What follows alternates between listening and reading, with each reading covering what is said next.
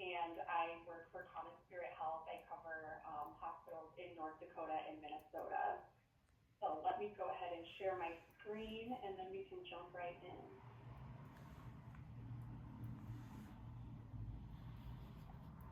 All right, how is that looking? Is everyone else able to see that? It's perfect, thank you. Thank you. All right, so before we begin, I have nothing to disclose in regards to this presentation.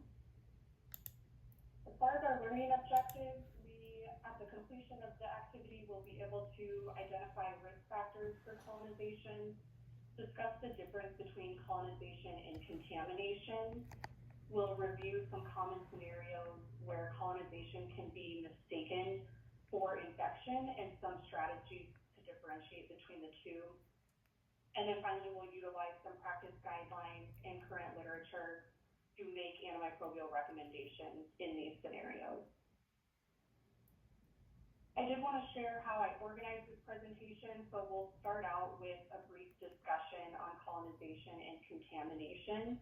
And then the bulk of the topics will cover 3 different clinical scenarios where pharmacists are often tasked with responding to positive culture results. And we'll complete a patient case with each of those. So we'll do one on blood culture, one on sputum, and one on urine. And then we'll wrap up with some barriers to stewardship efforts in regards to these scenarios.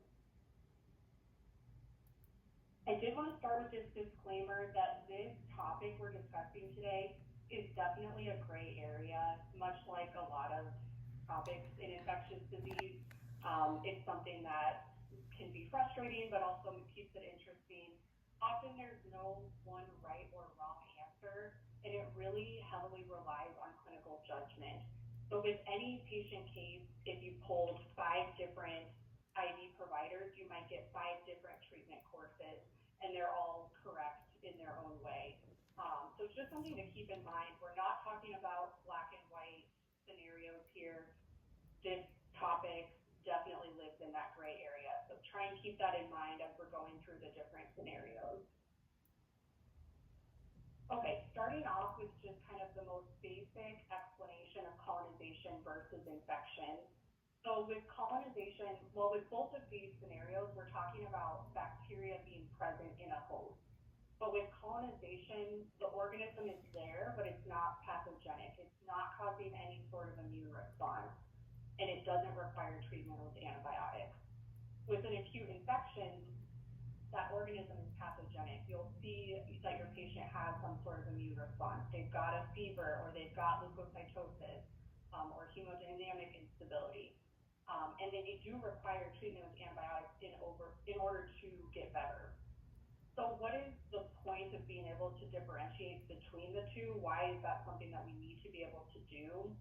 It's really important to make sure that we're avoiding unnecessary antibiotic exposure in patients that don't need it. So we don't want to throw antibiotics at patients if they've just got colonization and they don't have an acute infection going on.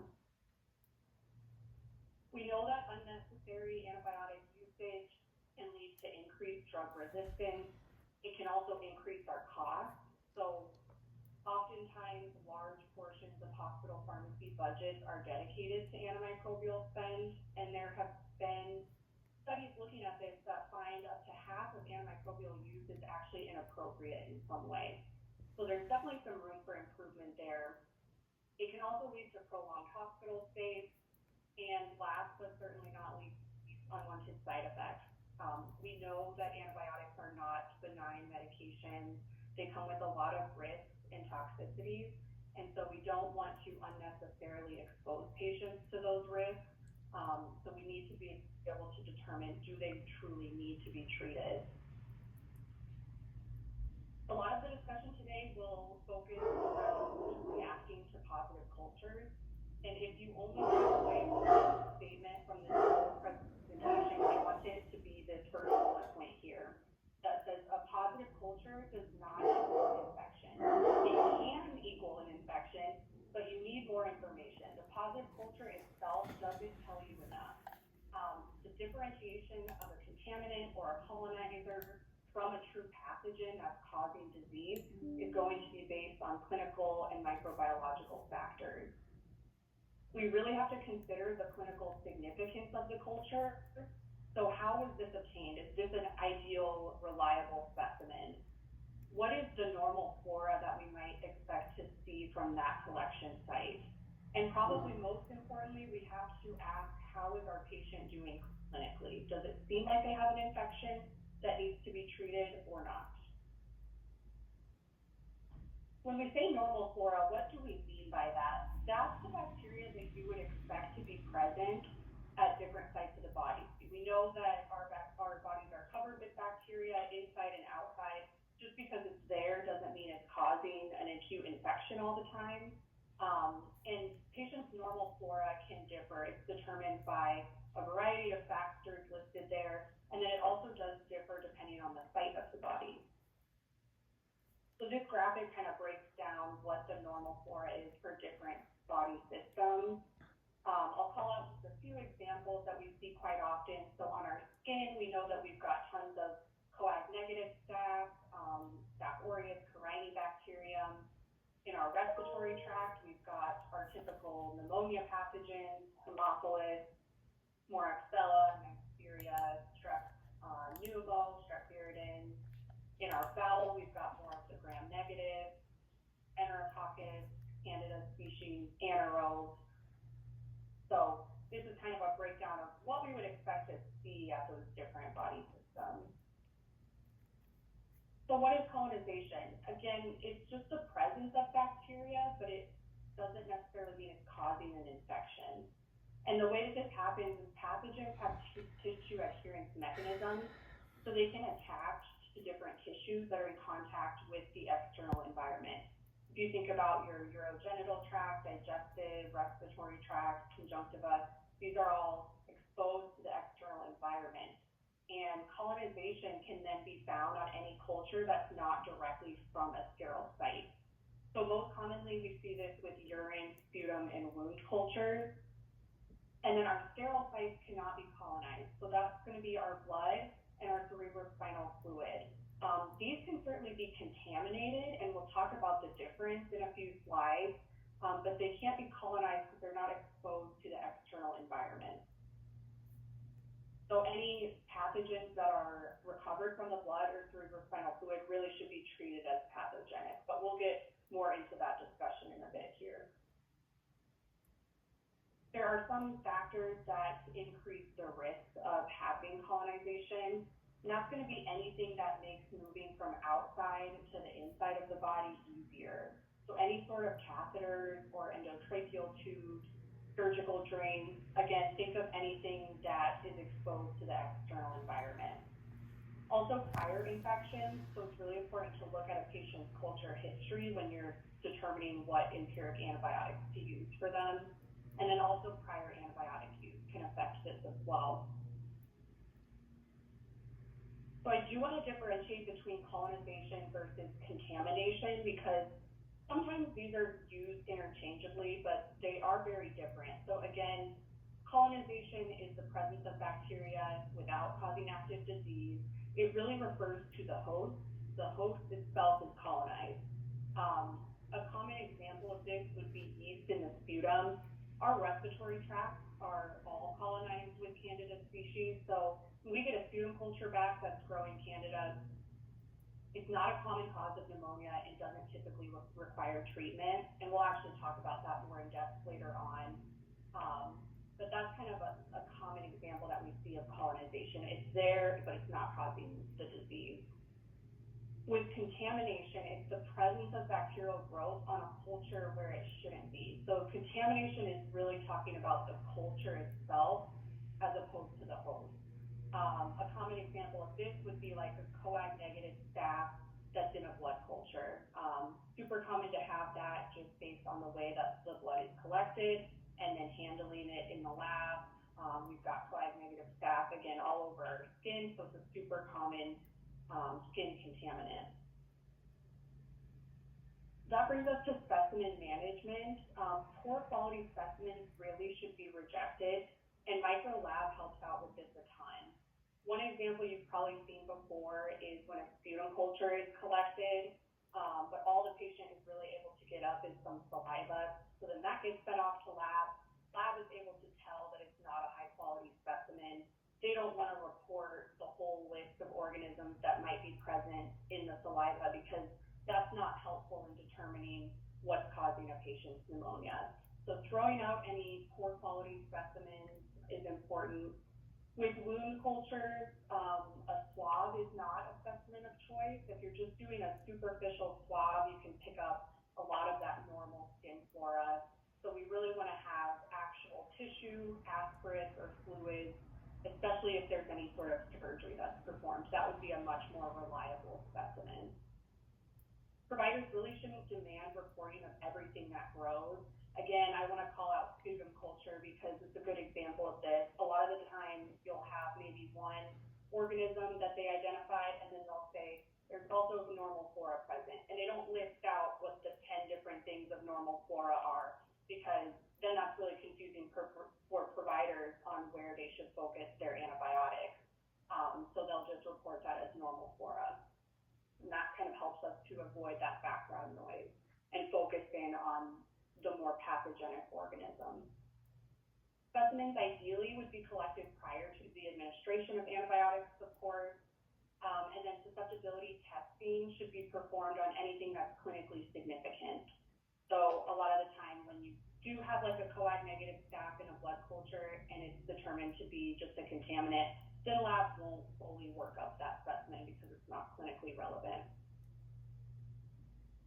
Okay, that brings us to our first clinical scenario. So we're going to talk more in depth about blood culture contamination. So just a reminder, we're not talking about colonization for this topic. We're focusing on contamination. So we'll start with a patient case. We've got a 72-year-old female, past medical history of CHF, presenting with shortness of breath and bilateral lower extremity swelling. Her blood cultures result with 1 out of 2 sets that are positive for GPCs in clusters. And let's say that we've got the BioFire blood culture ID panel available, and that is telling us that staph epi is detected with the MECA gene as well, meaning that it's methicillin resistant. So does this require treatment? Well, we need more information to be able to answer that. Blood culture contamination is incredibly common. It's very costly. It's confusing because you have to determine whether it's clinically relevant or not. We want to use techniques to reduce contamination. So using the peripheral venipuncture is preferred. Of course, if it's affecting the skin appropriately, if obtaining through a catheter, we've got to make sure to clean that appropriately as well prior to drawing those blood cultures. There's a lot of organisms that can be contaminants just because of the fact that they're all over our skin. So some common ones, again, coag-negative staph, probably the most common, viridin group strep, diphtheroids, bacillus species. There are many others.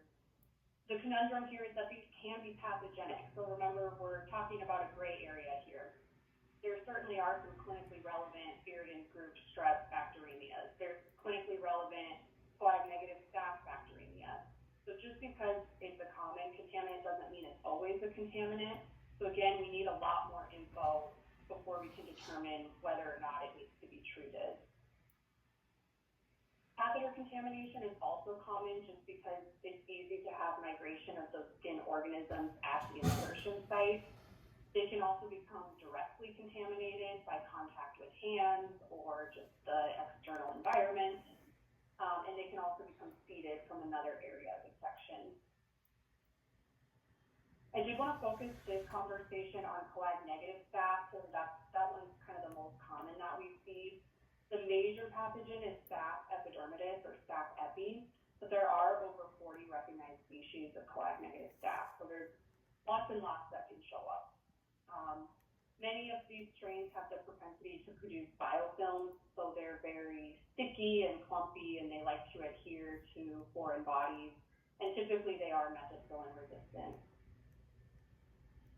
Coag-negative staph are really common on the skin. They're the most common contaminant of blood cultures. In general, they're presumed to be a contaminant if only one of at least two sets of blood cultures is positive. However, remember it's a gray area, so patients with true coag-negative staph bacteremia can have only one positive culture. And conversely, contamination is also possible when you have two or more sets that are positive. So both of those are possibilities. A true coag-negative staph bacteremia is most commonly associated with device infections, so intravascular catheters, prosthetic valves, prosthetic joints, any implantable devices. Remember, it's very sticky and clumpy and likes to adhere to those foreign materials. So if your patient has any of those, then they would be higher risk for a true coag-negative staph bacteremia. This is an example coag-negative staph algorithm from the health system that I work for. Some of our sites, the pharmacists respond to all of the positive biofire results. So this was put together to help them assess the likelihood of a coag-negative staph in the blood being a true bacteremia or just being a skin contaminant. So we'll kind of walk through this together, starting at the top left. So you've got your biofire results that's stating you've got staph species coag-negative, or it'll say staph epi. And then you move on to the second box. Is the blood culture gram-stain positive with GPCs in more than one culture? So do you have two sets that are positive instead of just 1 out of 2 or 1 out of 3? If the answer to that is yes, then there's a higher likelihood that it is a true bacteremia. So at that point, we do recommend starting them on vancomycin and letting the provider further evaluate from there. If it is just one set that's positive, then you move on to the third box, and that asks, does the patient have any of the following? So was their blood culture drawn from anything other than a peripheral line? Do they have any history of joint replacement? Do they have a heart valve replacement? Any implantable devices, a pacemaker, an ICD? Are they neutropenic? If the answer is yes to any of those questions, then again, they're at a higher likelihood of having a true bacteremia. So at that point, it really should be a discussion with the provider. Are they worried about a bacteremia? How is the patient presenting? Do they need to be started on vanco? And the provider will be able to weigh in and help with that decision. If the answer is no, so again, you've got only 1 out of 2 that are positive, you've got none of these additional risk factors, then there's a higher likelihood that it is just a skin contaminant, and we don't recommend starting treatment at that point. I did want to call out some organisms that are uncommon contaminants. So these really should always be considered pathogenic if they are identified in a blood culture, even if you only have 1 out of 2 that are positive. And those are Staph aureus, Staph legionensis, Candida species, gram-negative bacteria. That's just to name a few. There are more. Those ones are the ones that we see most often. And these organisms are very highly virulent, meaning they have a high propensity to cause severe disease. And there's also a very high risk of patient harm if they're not treated appropriately. So we never want to err on the side of assuming that it's a contaminant just because it didn't show up in more than one set. These have too high of a mortality rate to treat them that way, so they really should always be considered pathogenic. Patients should receive appropriate targeted antibiotics. Okay, back to our patient case. So, reminder, we had a patient coming in with shortness of breath and lower extremity swelling with 1 out of 2 blood cultures showing Staph epi. Does this require treatment? So what are the questions we need to answer before we can answer that question? How many blood cultures are positive? For her, it's just 1 out of 2. From what site was it collected? Does she have any signs or symptoms of a true bacteremia? Does she have any indwelling prosthetic devices? Have they already repeated cultures and those are negative in the absence of antibiotic therapy? So let's say she has not received any antibiotics so far. Clinically, her symptoms have been improving after she's received some diuretics, and she does not have any prosthetic devices. So if that was the case, my recommendation would be to monitor off of antibiotics, given that this is likely a contaminant. And repeat blood cultures would not be necessary since only 1 out of 2 of those initial tests were positive. All right, moving on to our next clinical scenario. So this is going to be respiratory cultures, and we're no longer talking about contamination, we're moving into the colonization discussion. We've got our second patient case here. Let's say you're reviewing cultures and come across a 65-year-old male patient in the ICU who's growing Phenotrophomonas multifida from a tracheal aspirate culture. Does this require treatment? Well, we know that we need more information to be able to answer that question. So we have to determine the clinical significance of the culture. We're going to have to do a chart review, see how the patient presented, what were they diagnosed with, what's their relevant past medical history, how long have they been on a mechanical vent relative to when the culture was collected. On the day that it was collected, did the patient have an increase in respiratory requirements? Did they have any imaging that was concerning?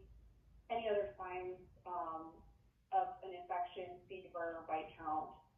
Has the patient received any antibiotics? And what is their current clinical status? How are they doing? So before we get into more in depth on our patient, we'll talk a little bit about endotracheal tube colonization and VAP. Because the endotracheal tube becomes so rapidly colonized as early as 12 hours, we really have to evaluate the clinical significance of that culture. Super common to have colonization. Again, it's exposed to the external environment, so very common to have organisms there.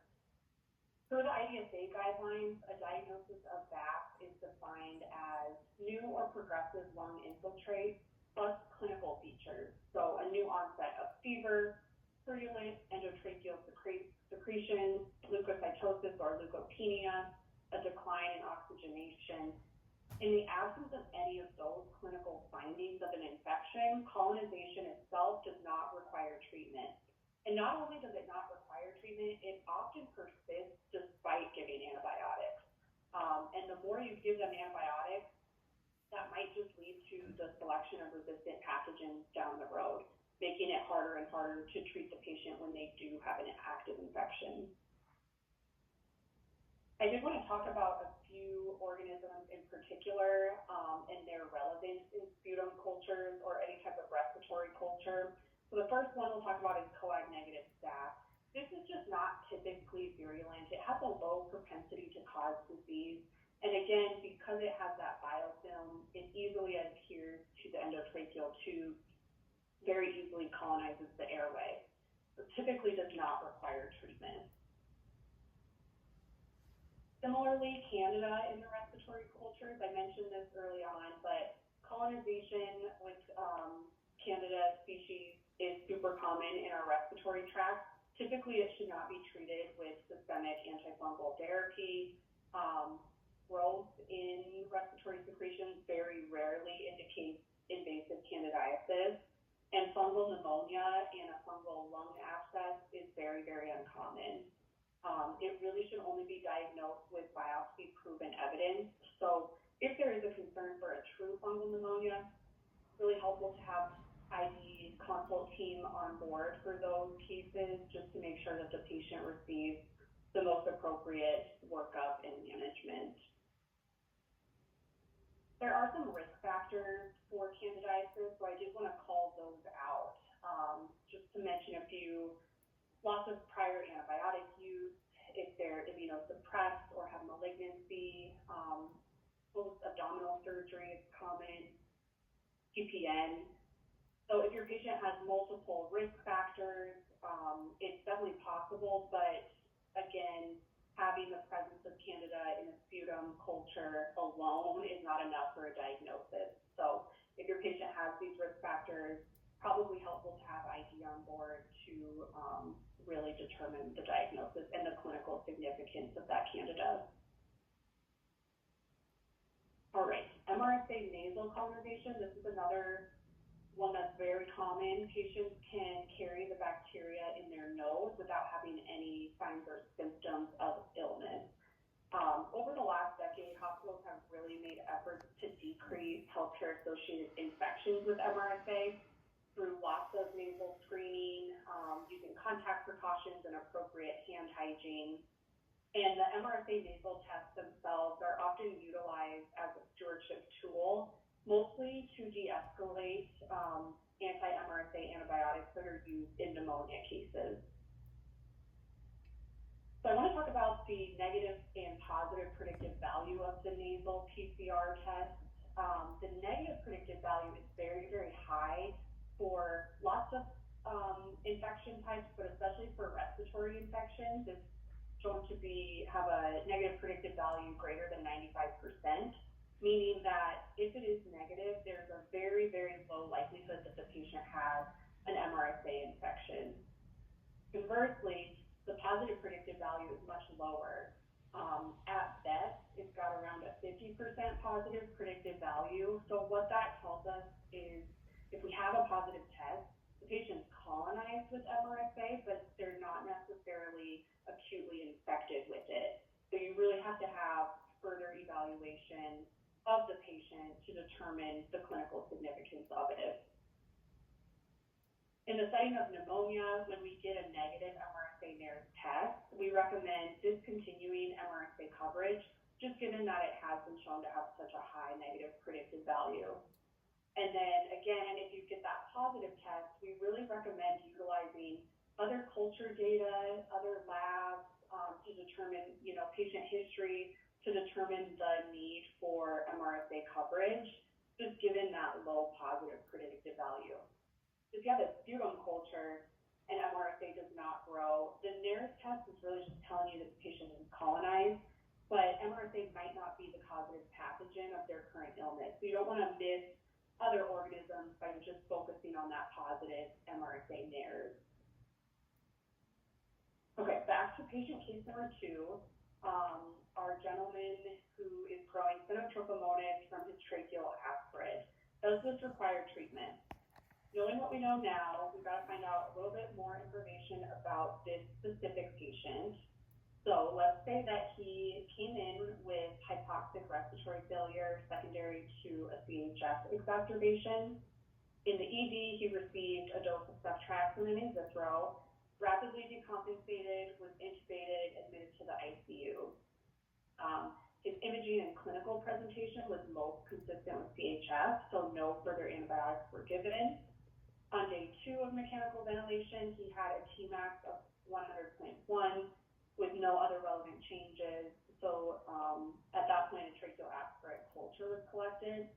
He was able to be weaned from the vent on day 3. He's doing better. He's afebrile, normal white blood cell count, and he has clinically improved. So with that in mind, my recommendation here would be, given the lack of clinical signs and symptoms of an active pneumonia, I would consider no antibiotics started against this isolated organism. He's weaned from the vent, he's doing much better. The reason for even collecting the tracheal aspirate in the first place was a little bit weak, just having this Tmax of 100.1. But clinically, he was doing much better, hasn't been receiving antibiotics. There's really no need to start them at this time.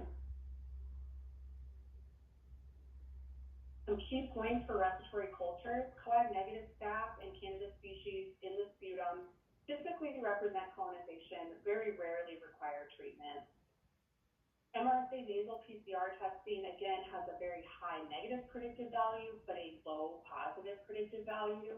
So it's much more helpful for ruling out the disease than it is for ruling in. Positive cultures can represent either colonization or infection. That's what makes it so tricky. That's that gray area. Identification of an organism really has to be accompanied with other workup to determine an appropriate diagnosis before giving the patient antibiotics. And we really have to evaluate their individual clinical status. Okay, that wraps up our respiratory discussion, and we'll move into our last clinical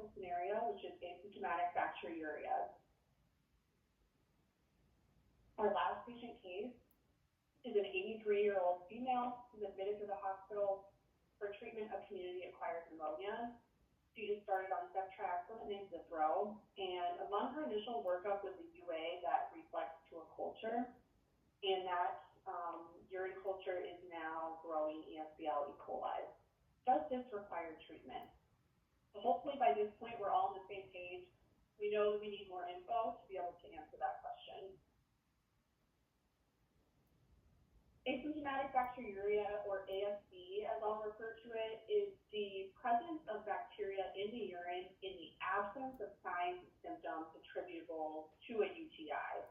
So what are the typical UTI symptoms? Well, we've got dysuria, increased frequency, increased urgency, suprapubic flank pain, cusp-vertebral angle tenderness, fever. UTI symptoms do not include the following. So confusion, delirium, decreased appetite, weakness, decreased balance, falls, foul-smelling urine, dark-colored urine. Those themselves are not indicative of a UTI. The IDSA guidelines recommend against treating ASB for most patient populations. The two exceptions are those who are pregnant and those who are undergoing a urologic procedure in which mucosal bleeding is expected. So let's talk a little bit about the two cases where you do want to screen and treat them. First, being pregnant women. So they have a 20 to 30-fold increased risk of developing pyelo, which has been associated with premature delivery and low birth weight. Clinical trials have reported that treatment does decrease the risk of subsequent infection. So the recommendations for the guidelines are to collect a urine culture at least once in early pregnancies, and then typically they'll be treated with a 5 to 7 day course of appropriate antibiotics. For patients undergoing invasive urologic procedures, there's a higher risk of bacteremia occurring if they do have bacteriuria. So the guidelines recommend obtaining a urine culture prior to the procedure, and then antibiotic therapy should be initiated either the night before or just immediately prior to the procedure as like a pre-op dose. Making sure, of course, to choose an antibiotic that targets whatever pathogen that grew. And then antimicrobial therapy should not really be continued beyond the procedure unless the patient has an indwelling catheter that's going to remain in place, that sometimes we'll treat until that catheter is removed. Okay, this graphic comes straight from the asymptomatic bacteriuria guidelines from IDSA, and this is the prevalence of asymptomatic bacteriuria for different patient populations. And there's a few that I wanted to draw your attention to. So elderly persons in a long-term care facility, both men and women, up to 50% prevalence of asymptomatic bacteriuria, meaning that if you collect their urine and culture their urine at any time, up to half of them will have the presence of an organism there, despite having no symptoms. Also, patients with indwelling catheter use. Those with long-term catheters have 100% prevalence of asymptomatic bacteriuria. So anytime that a urine culture is collected on a patient with a chronic coli, it is very, very likely to grow something. So we have to be judicious in who we're collecting UAs on. And that's where you really go back to those symptoms. You know, does the patient have any urinary symptoms? Do they have other like signs of an infection, fever, white count, anything, not just confusion or altered mental status, which we'll talk about more in a few slides here. All right, so what about pyuria, positive UA? We hear that term quite a bit. Antibiotics started for a positive UA.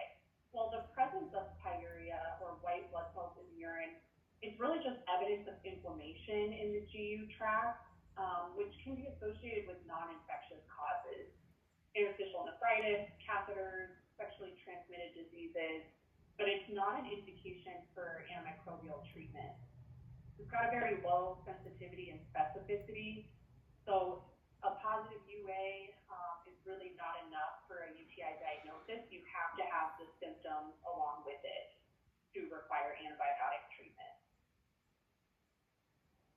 Candida in the urine is very common, especially in patients with any catheters, and the guidelines recommend elimination of predisposing factors, as that often results in resolution. So first-line treatment for candidiuria in a patient who has a catheter is just catheter removal, as opposed to systemic antifungals.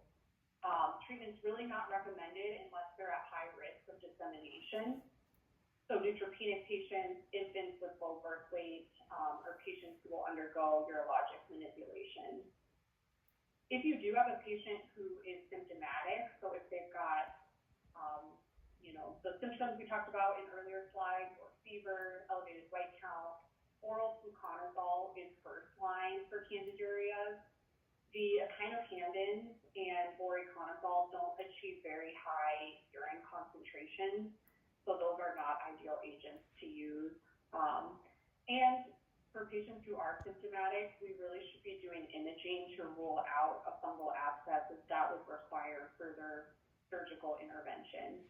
And it's not a bad idea to get IV involved on these cases as well, especially just because the treatment options are limited. If you have a patient that can't do fluconazole, then you're really looking at not many choices, and definitely not many ideal choices. So IV consult can be helpful in those cases. Okay, so who do the guidelines recommend not screening for? It's those patients. And the ones I want to focus on are elderly patients in long-term care facilities, those with functional or cognitive impairment, patients with indwelling catheters, patients undergoing elective non-urologic surgery. So anybody coming in for an ortho or cardiac procedure, they do not require a pre-op UA. What about altered mental status? We hear about that one a ton. So I wanted to share this quote from the asymptomatic bacteriuria guidelines. And they state that in older patients with functional and or cognitive impairment with bacteriuria and delirium, and without local genitourinary symptoms or other systemic signs of infection, we recommend assessment for other causes and careful observation rather than antimicrobial treatment. And the assessment for other causes is super important. It takes a little bit more work. It's not as easy as just collecting a UA, but it's really important for the treatment of the patient. So looking, have they had any recent medication changes? Are they dehydrated? Any electrolyte abnormalities? Sometimes just treating with fluids can really help a patient turn around quite quickly. Any sort of trauma or cardiovascular event. There's many other things that can affect mental status, and it's really important to kind of go down the line of what are those other things, other risk factors for them being altered, as opposed to just looking at the UA. This review article came out just a couple months ago, and it was a systematic review comprising 652 older adults with pyuria and bacteriuria without any systemic signs of infection or genitourinary symptoms. And this review found no significant effects of antibiotics on delirium outcomes. And actually, in a couple of the studies that were reviewed, treatment was associated with worse functional and cognitive recovery. So a lot of times, these patients get started on antibiotics for fear out of not treating, but we can see here there's lots of data to show that there's so many risks associated with the antibiotics, and they don't tend to be helpful for this patient population. What are some other potential harm from treating ASB? So this study looked at 673 asymptomatic females and evaluated the impact of ASB treatment. And so half the group received no antibiotics for ASB, the other half did. And then they looked at the incidence of having a symptomatic UTI at 3, 6, and 12 months. And what they found was the group that received antibiotic treatment initially, their incidence was 47% at 12 months versus the group that did not receive antibiotics, theirs was 13%. So treating for ASB actually increased the risk of having a later on. All right, what other potential harm is there from treating? So definitely more resistant organisms, which is an issue with all antibiotic use. This first retrospective cohort analysis in nursing home residents, they were followed for 1 year. 2/3 of the participants had bacteriuria, and this showed it was associated with an increased frequency of receiving antibiotics and then subsequent isolation of a multi-drug resistant gram-negative rod in the urine. But it did not have any change in the patient's mental status or admission to the hospital for UTI. The second study here was a prospective cohort study, also in nursing home residents for 1 year. And the minimum clinical criteria that supported antibiotic use was only present in 44% of the patients who were treated. Over half of them did not meet criteria for treatment. Among those who were non-colonized at baseline, the incidence of a multi-drug resistant organism acquisition at 1 year was 48%. And this was associated with having more than a day of a quinolone or a third or fourth generation cephalosporin. Certainly, there's an increased risk for C. diff infection with use of any antibiotics, but this is definitely an issue with overtreating in asymptomatic bacteriuria as well. So the first study mentioned here was a retrospective chart review of 2 nursing homes.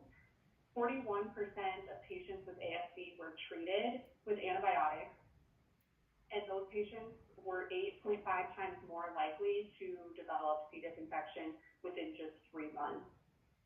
There was also this observational study of neurosurgical trauma patients.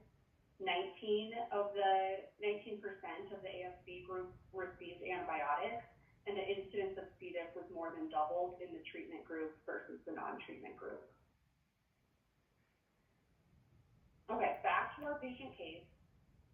So reminder, she was an 83-year-old admitted for CAP and started on ceftriaxone and thru, and her urine culture came back with ESBL E. coli. Does this require treatment?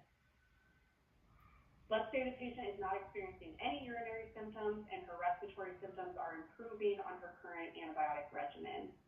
If that were the case, my recommendation would be to avoid adding any additional coverage for this ESBL E. coli in the urine, as this is a case of asymptomatic bacteriuria, and it's not recommended to treat that with antibiotics. Likely just representing colonization, but not causing her active disease. And she's improving, her respiratory symptoms are improving with her appropriate CAP regimen. All right, that is the end of our clinical scenarios. So I do want to wrap up with just a brief chat on some barriers to stewardship efforts in regards to these scenarios. So the first barrier we face, I think, is just a lack of awareness or a lack of understanding of the guideline recommendations. And this comes up a lot with those asymptomatic bacteriuria guidelines that we just went over. I've talked to a lot of providers who aren't really aware of these guidelines, or maybe they know that it exists, but they don't really know the recommendations at a detailed level. So this is where stewardship teams and pharmacy in general can be really helpful just for educating our providers on what the most up-to-date guidelines are. Also, transitions of care and diagnosis momentum, and that just refers to the scenario where the provider who saw the patient initially and came up with the initial diagnosis, that initial diagnosis is very, very likely to stick throughout their whole treatment course and their whole hospitalization. It's really hard for that to be overturned, even days later when we have more information back. It's hard for a provider to take over for someone else and kind of contradict whatever they initially said. I can understand that. It's a difficult position to be in, so that's certainly a barrier for stewardship recommendations as well. Also, just difficulty with ignoring culture data. It's kind of just our instinct when we see a positive culture, kind of our knee-jerk reaction for most of us is just to make sure that they're on antibiotics that cover whatever group. We just want to match up our bug with the correct drug and feel confident that the patient's totally covered for whatever came up in their culture. But when we do that and we have that knee-jerk reaction without evaluating the patient, it leads to over-treatment. We end up treating patients who are just colonized, and that comes with all of the risks that we just discussed. Finally, I think there's just a misconception that giving antibiotics is always the safest choice for the patient, and that if you're on the fence, antibiotic benefit is going to outweigh risk. We know that's just not always the case. They come with so many side effects, toxicities, and risks of their own. So we really need to be considering what are the potential consequences of treating this patient with antibiotics if it's not necessary. What can we do in these scenarios? Education is key. Education is such a huge part of stewardship efforts and pharmacy team efforts in general. We want to just be sharing guidelines and resources and current literature and making sure that we're collaborating to try and provide the best patient care that we can. So in summary, unnecessary antimicrobial use leads to resistance, increased costs, and unwanted side effects. Again, positive cultures don't always mean there's an active infection present. Remember that we need to evaluate the patient and not just the culture. And finally, there's often no right or wrong answer in many of these cases, and we have to rely on our clinical judgment when deciding whether or not to treat our patient.